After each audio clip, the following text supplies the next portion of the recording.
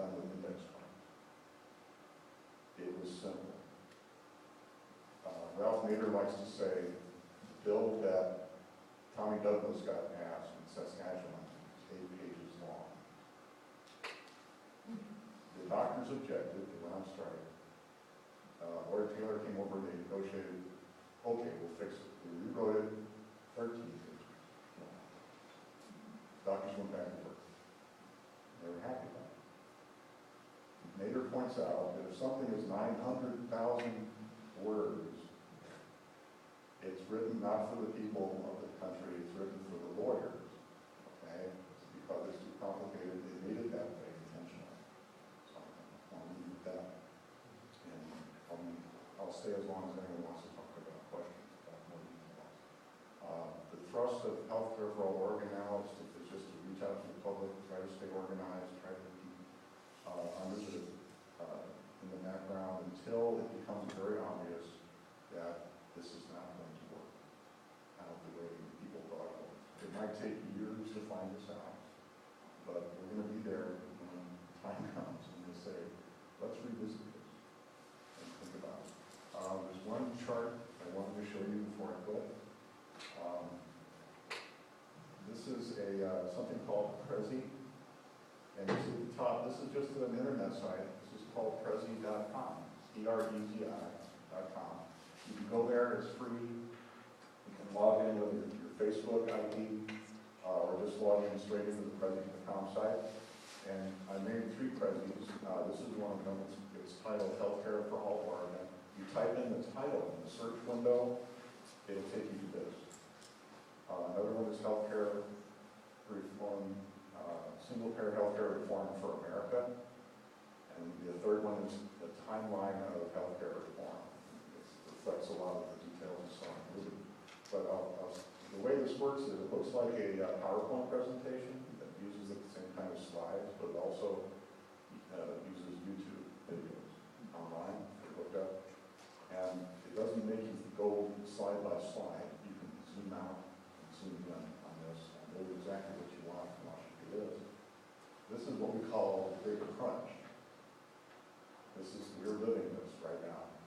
The insurance companies have responded to the Affordable Care Act by raising the premiums because they know in 2025 that the income of a family of 4 will equal on an annual basis what they're going to charge you for their health care insurance. When that happens, that means that family of 4 has no money left over for anything else if they pay their health insurance premium. And that's one of the major failings of the Affordable Care Act is that there is no cost control for kindergarten. What's unique about Oregon is Governor Kitzhaber went and got $2 billion pledged to support the affordable care organizations. Our version of the Affordable Care Act implementation. But he had to promise that he would not allow the rate of rise of premiums, the costs, to go over 1%. Keep it somewhere, hopefully less than 1%. A year later, he's actually kept that promise. So it looks like a victory. But that's the rate of rise. That's, it's like acceleration moves 32 feet per second. You still crash. And the ACA is not going to change this curve. It's still going to need. They might even be faster. If the insurance companies panic, they might. They'll raise it faster. My wife runs a medical office in Pendleton. She's the only urologist. She has 4 employees. She was facing ODS versus Pacific Care and Pacific Source and MODA, and she was trying to, every year, a business owner has to look at those premiums and decide which plan they're going to stay with. They're asked to revisit every year.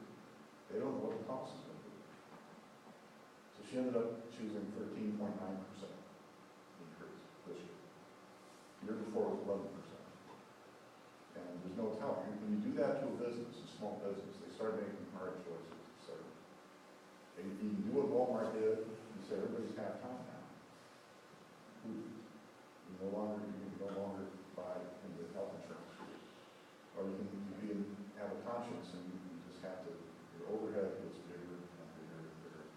This doesn't induce anybody to come to Oregon and open a business. And that's one thing, we dream, our big thinkers and South Africa, we have this fantasy that CCOs will succeed and that businesses like Nike will say, well, we want to buy into the CCOs. We don't want to pay Blue Cross. And the CCOs would be so successful and so efficient that they would have only maybe 5% over. It would act like the downside of this is that the hospitals and the insurance company jumped on the CCOs. They seem to be in a controlling position. And some of the doctors groups are saying, wait, this is not how it's supposed to be. So we already cracked shit on. They're about beginning to worry people, this is not going to be sustainable. I'm sure some here have more knowledge of this than I do. But I would say sustainability, universality, affordability, all those are wonderful words, and I'm afraid that this is a house of cards, and I'm afraid it's going to start crumbling, and probably before 2025. But thank you for this.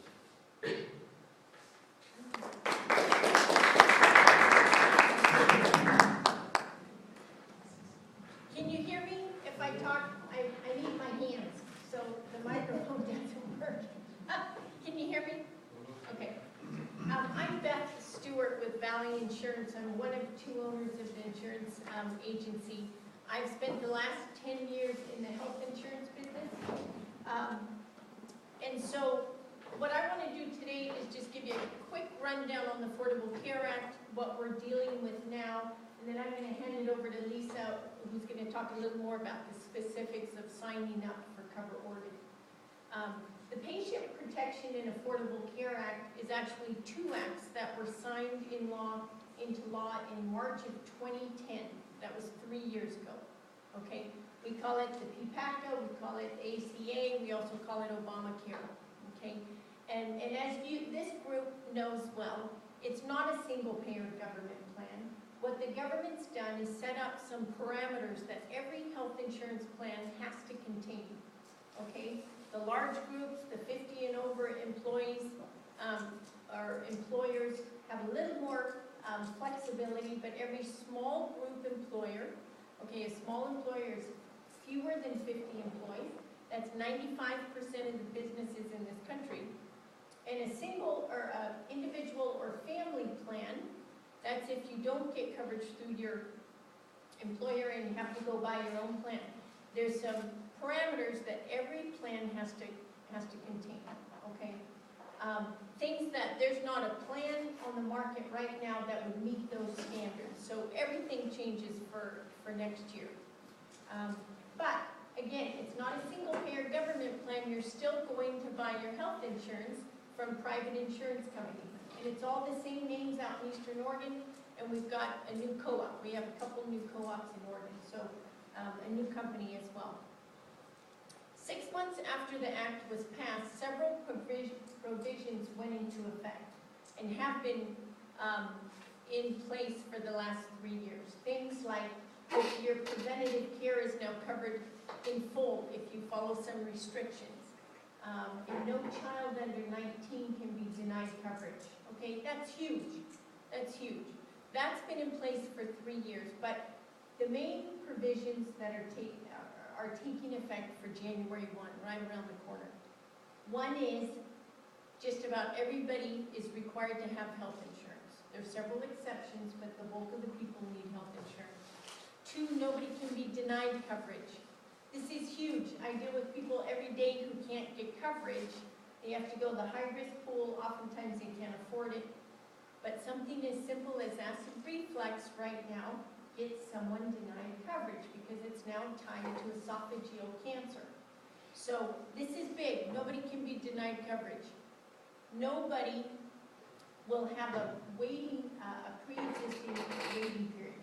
Okay, all the plans right now, if you haven't had prior coverage, you are not covered for any pre-existing condition for the first 6 months of the policy. Okay, that all disappears. Medicaid is being expanded, okay, from 100% of the federal poverty level all the way up to 138% of the federal poverty level. Medicaid is the low-income program, the coverage at no cost. That's going to include about 240,000 Oregonians to the current Medicaid rolls of about 650,000. That's a lot of Oregonians, okay? And then, of course, the biggest thing which you see all over the news right now is every state has a new health insurance exchange. Oregon's is called Cover Oregon. And Oregon is one of about 15 states that had it together and opened up their own exchange. All the other states are relying on the feds, okay? And as you know, that website isn't working properly. Either is Cover Oregon, okay? Most of it's working, but the real-time application is not working, so we've resorted to Plan B for right now. So, if you're not covered by your employer, you have two ways to buy health insurance next year. One, either direct to the company, like we do right now, or through Cover Oregon, the new online marketplace. That's where tax credits and subsidies are available to individuals and families who qualify. And the tax credits are very generous. A family of 4 making up to $94,000 as a household income would still qualify for tax credits. Now, as we're running people through and running the numbers, we're finding the older crowd, my 55 to 64-year-old clients, are seeing much larger tax credits than the younger crowd, okay? Because the formula has something to do with your income and how much you're allowed to pay for that health insurance. And of course, the younger crew, their health premiums are much lower than the older set. But one of the things happening for January, health insurance rates are being narrowed. The rate structure is being narrowed to a 3-to-1 ratio, meaning the oldest person can't pay more than 3 times the youngest person. Well, right now we're at 5-to-1 in Oregon. So what that's doing is it's narrowing the structure. We're seeing the littlest impact to the older crowd and the largest impact in rates to the younger crowd, okay? So as those rates narrow down, we're seeing the younger crowd getting hit with the higher increases. Now, at Cover Oregon, 2 ways to get help. If your family qualifies, the household income comes into play and the number of people in your household, okay? And some of it gets a little more complicated because it's, you know, who mom and dad are still claiming on their tax returns. It's a little more complicated when you start having older kids. So there are tax credits available that you can actually take each month to help bring down your premium. And the feds actually send the tax credit to Moda Health or to Pacific Source. Pacific Source turns around and charges the family the smaller premium. So you don't have to wait for the end of the year to take those tax credits if you don't want to. Now, so a family making 138% all the way up to 400% of the federal poverty level would qualify for some kind of tax credits. The lower income, if you're making no more than 250% of the federal poverty level, and that's why I've got those, the table outside on the, or the flyer outside on the table. If you're making no more than 250% of federal poverty level, you will also get help bringing down co-pays, deductibles, and out-of-pocket maximums. And we're seeing on some families, we're seeing these $2,500 deductibles come all the way down to $750. And when the median household income in Union County is just under $41,000, we're seeing lots of families qualifying for this financial assistance, okay? So it's been real interesting. I want to speak to the out-of-pocket maximums on the plan. The Act is full of several consumer protections, okay? Bringing down out-of-pocket maximums, eliminating all the internal limits to various benefits. All the protections in the Act refer only